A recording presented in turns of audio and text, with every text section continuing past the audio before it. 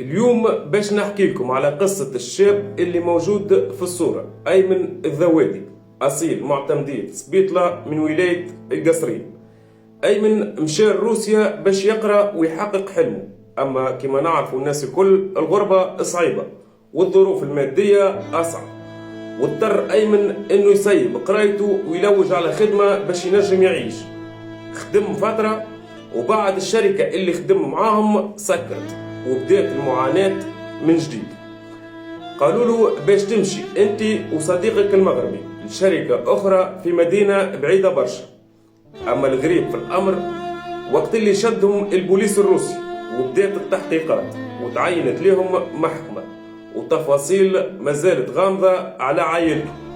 والصدمة الكبيرة وقت اللي خيروه بين انه يشد 20 سنة حبس او يلتحق بالجيش الروسي.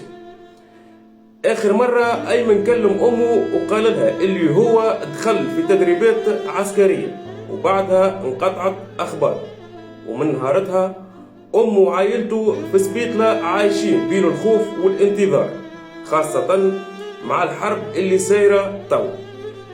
العائلة تناشد الدولة التونسية وخاصة وزارة الشؤون الخارجية والهجرة والتونسيين بالخارج باش تتدخل لكشف مصيره وترجع ولدهم لبلادهم.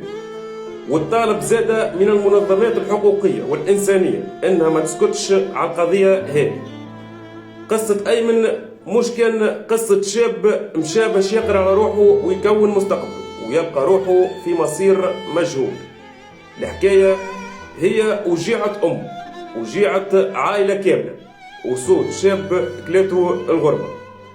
السؤال اللي نطرحوه اليوم، قداش يلزمنا نستناو باش يتحرك الضمير؟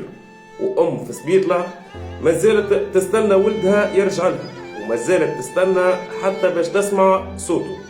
إن شاء الله الفيديو يوصل للمسؤولين ويتحركوا في أقرب وقت لإنقاذ أيمن.